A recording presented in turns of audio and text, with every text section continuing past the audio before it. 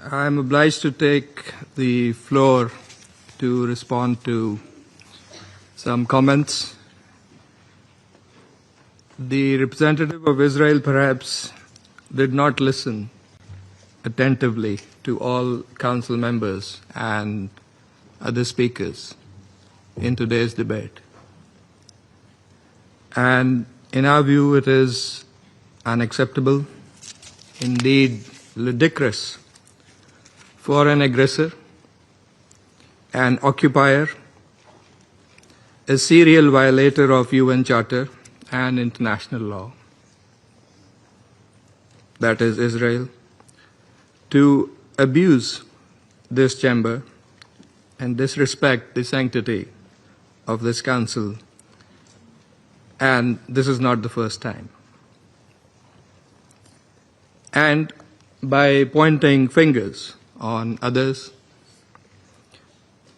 baseless assertions primarily aimed at masking its own illegal actions and violations of international law. President, but that's not at all surprising. It is an occupier that does not listen to anyone, that does not pay heed to any advice, even from its friends, if there are any left, that refutes, and not just refutes, it threatens members of the international community, international media, international human rights and humanitarian organizations, doesn't listen to the ICJ or the ICC, and threatens the UN and its senior officials. And it does that with impunity, shielded by its apologists who time and again acquiesce in its illegal actions and defiance of the international community. And like all occupiers, despite being the aggressor, it feigns and plays the victim. But today it is totally exposed. President, this Council has spent decades discussing the situation in the Middle East and the Palestinian question. Meeting after meeting, we devote hours to this agenda. It is not because of anyone else. It is because of Israel that refuses to vacate its illegal occupation, and that blatantly violates the resolutions of this Council. It's because of that we have these discussions. Israel also chose to refer to an unrelated incident and make misleading remarks regarding Pakistan in an effort to justify its own illegal actions and violations of international law. Pakistan's position on that incident has been clearly stated and is publicly available. The international community is well aware of Pakistan's frontline role and sacrifices in the international community's fight against terrorism. The entire world, including our partners, acknowledge that Al-Qaeda was largely decimated due to Pakistan's counterterrorism efforts. And we remain committed in this global, collective endeavor. We cannot accept insinuations from an irresponsible rogue state that is, in fact, the perpetrator of worst kind of state terrorism that we are witnessing in Gaza and, in fact, in the occupied Palestinian territories for decades. and we reject any false analogy, as has also been done by Qatar. For whatever way it interprets the statements in this Council, the occupying power must go back and read carefully the statement issued by the Security Council today. And let me read it out loud here. A statement that normally should have been stronger, but nevertheless has been unanimously adopted by the Council. The members of the Security Council expressed their condemnation of the recent strikes in Doha, the territory of a key mediator, on 9 September. They expressed deep regret at the loss of civilian life. Council members underscored the importance of de-escalation and expressed their solidarity with Qatar. They underlined their support for the sovereignty and territorial integrity of Qatar in line with the principles of the UN Charter. Council members recalled their support for the vital role that Qatar continues to play in mediation efforts in the region and alongside Egypt and the United States. Council members underscored that releasing the hostages, including those killed by Hamas, and ending the war and suffering in Gaza must remain our priority. In this regard, they reiterated the importance of the ongoing diplomatic efforts of Qatar, Egypt, and the United States, and called for the parties to seize the opportunity for peace. That is why we are here this afternoon in this Council. I thank you. I thank the representative of Pakistan for the statement. The representative of Israel has asked the floor to make a further statement. I give them the floor. Thank you, Mr. President. You know, if the distinguished colleague from Pakistan wanted to read the statement, he could have done it at the beginning of the session. But I want to refer to your words. You know, maybe you got offended from the word of my speech, and I apologize for that. But I make sure that in my speech I stick to the facts. And the fact is that Osama bin Laden was killed in Pakistan. And no one condemned the US. And when other countries in this council attack terrorists, no one condemns them. And that is the issue of double standards. When you apply different standards on Israel, then the standard you apply on yourselves, that is the problem of this institution. So yes, you cannot change the fact that 9/11 happened, and today we mark this day. You cannot change the fact that Osama bin Laden was in Pakistan and he was killed on your territory. But I would ask you, when you criticize us, and I'm sure it will continue in the future, think about the issue of double standards, which standards you apply to your country and which standards you apply to Israel. Thank you, Mr. President. I thank the representative of Israel for the statement. I now give the floor to those council members who wish to make statements. I give the floor to the representative of Algeria. Thank you, President. At the outset, I would like to thank Under-Secretary General Di Carlo for her briefing. We meet once again in the wake of yet another grave and unlawful act committed by the Israeli authorities. In addition to the endless record of their systematic violations of international law. Israel behaves as if law does not exist, as if borders are illusions, as if sovereignty itself is a dispensable notion, as if the UN Charter is an ephemeral text. Meanwhile, in Gaza, innocent lives are annihilated by the thousands. By the thousands.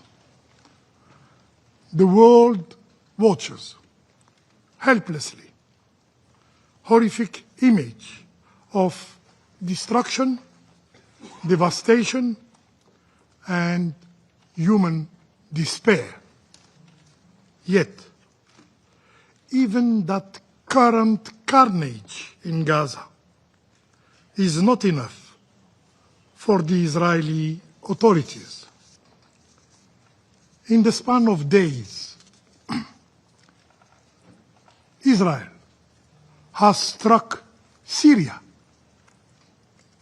Lebanon, Yemen, and now a renowned peace broker, the state of Qatar. This is not strength. It is recklessness. It is a sign of madness. It is the conduct of an extremist government unborn by immunity, by impunity. A government dragging the region and the whole world toward the abyss. Mr. President,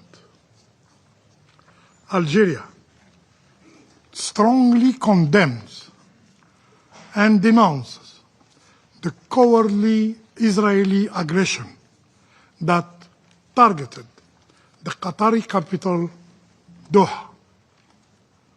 We express our full solidarity with the brotherly state and people of Qatar. The recent attack in Doha is more than a violation of sovereignty of a UN member. It is an affront to diplomacy itself. It targeted a commended mediator working tirelessly to end the bloodshed in Gaza. It is irrefutable proof that the Israeli occupying power does not seek peace, does not seek peace, does not seek the release of hostages, does not seek the end of hostilities, but thrive on war. President,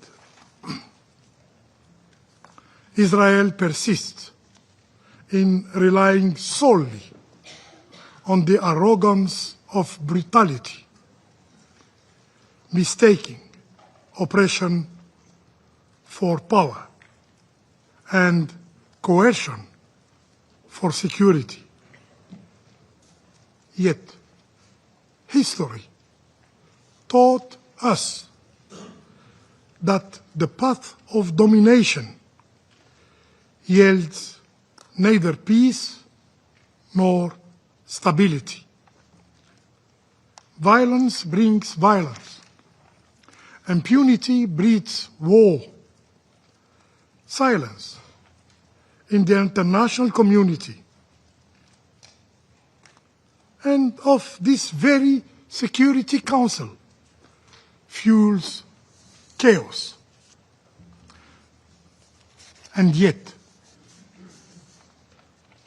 this very council remains constrained, unable even to name the aggressor, to qualify aggression as a violation of international law.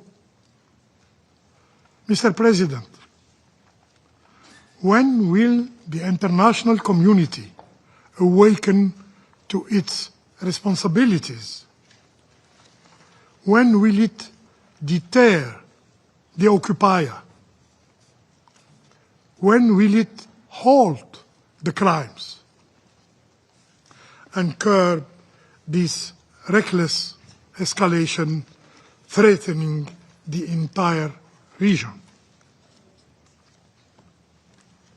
The region, and indeed the world, demand meaningful action. Action to end aggression. Action to hold the occupying power accountable. Action to break the cycle of impunity. This Council must use all its tools, including sanctions, before it is too late.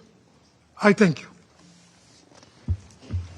I thank the representative of Algeria for the statement, and I give the floor to the representative of Pakistan. Thank you, Mr. President. We thank you for convening this urgent meeting at the request of Algeria, Pakistan, and Somalia, and supported by other Council members.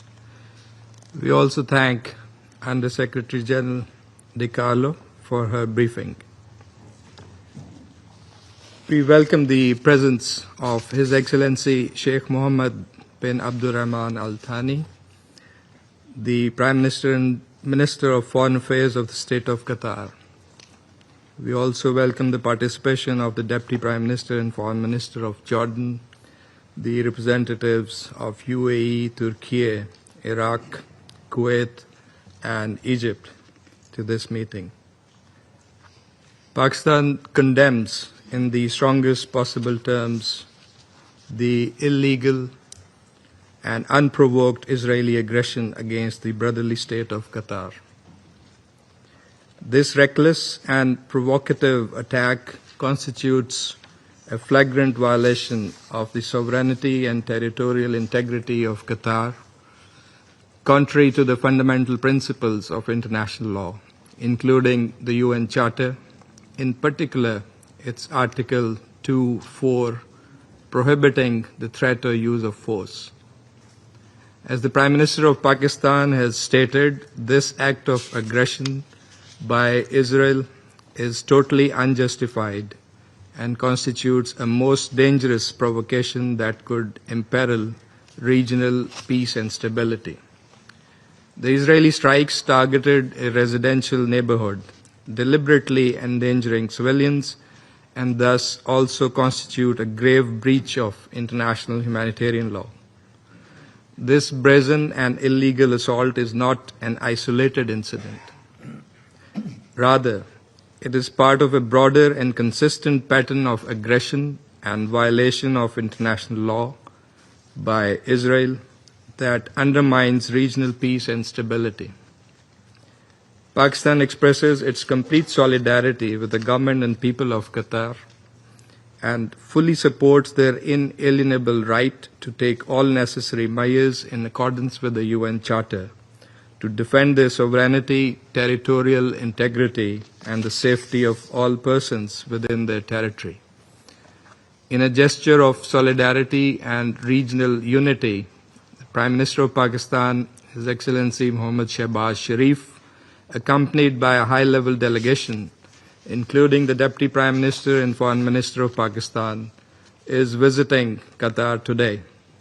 The visit underscores Pakistan's unwavering support for the security and sovereignty of Qatar and its commitment to peace and stability in the Middle East. Mr. President, this irresponsible action by Israel is yet another manifestation of its systematic disregard for international law and its brazen policy of destabilizing the region. It adds to its long and dubious record of aggression, brutal military actions in Gaza, repeated cross-border strikes in Syria, Lebanon, Iran, and Yemen, all of which amount to violations of the UN Charter and international humanitarian law. Such acts of aggression, as defined by UN General Assembly Resolution 3314, also set a dangerous precedent, erode the primacy of rule of law, and breed a culture of impunity that threatens the security of all states. In view of the gravity of the situation, an extraordinary Arab Islamic Summit will take place in Doha on 15 September, with a view to ensuring a united response to Israel's aggression and to reaffirm the primacy of international law and the UN Charter. Pakistan will participate in this important meeting at the high level. Mr. President, at a time when delicate negotiations on Gaza peace deal were progressing towards a possible breakthrough, striking the territory of a principal mediator and those directly involved in negotiations is a deliberate attempt to sabotage diplomacy, derail peace efforts, and prolong the suffering of civilians. It is evident that Israel, the occupying power, is bent on doing everything to undermine and blow up every possibility of peace. It also raises serious questions whether the return of hostages was indeed a priority. Clearly, Israel's destructive policies are incompatible with the international community's quest for peace and stability. Sadly, it has been emboldened by the weak response and inaction by this Council. Pakistan commends Qatar's important and constructive role in facilitating mediation efforts, including for a ceasefire and release of hostages, which has been widely and consistently appreciated by all Council members, together with the role of Egypt and the United States. We recognize Qatar's tireless and principled engagement with all parties, often under most challenging circumstances, to keep the channels of dialogue open and advance prospects of peace. Qatar has consistently demonstrated leadership, wisdom, and commitment to humanitarian principles, working in close coordination with regional and international partners to bridge divides, promote peace, reduce tensions, and alleviate the plight of the Palestinian people. Undermining such a credible and indispensable mediator threatens to extinguish one of the few viable pathways towards a just and lasting peace. Targeting Qatar is thus not only an attack on a sovereign state, but also an attack on diplomacy and mediation itself. Pakistan welcomes the Security Council's condemnation of the strikes in Doha and expression of support for the sovereignty and territorial integrity of Qatar in line with the principles of the UN Charter.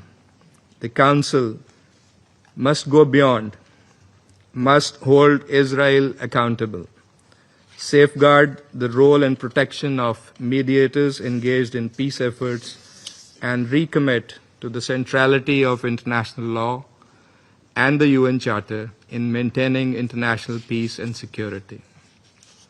Mr. President, the root cause of recurring crises and instability in the Middle East is Israel's prolonged occupation of Arab lands and its persistent defiance of international law and international legitimacy.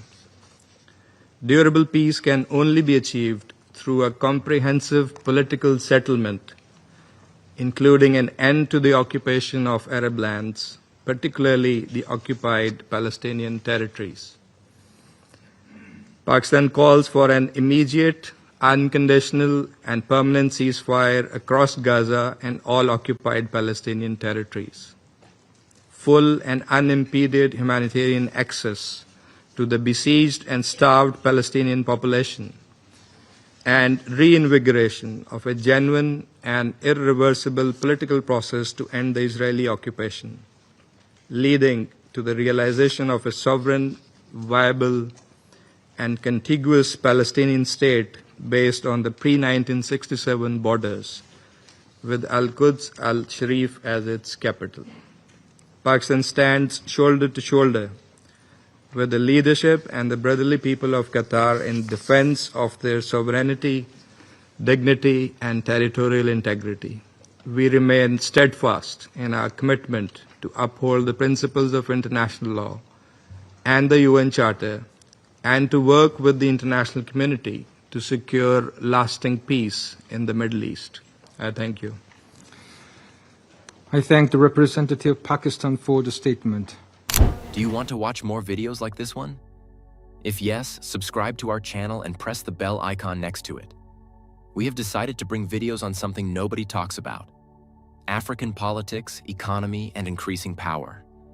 Thanks for watching, and until the next video, stay tuned. Tell us what you think in the comment section. Like and share the video, and subscribe so that you don't miss any of our African videos. It's the best way to support us.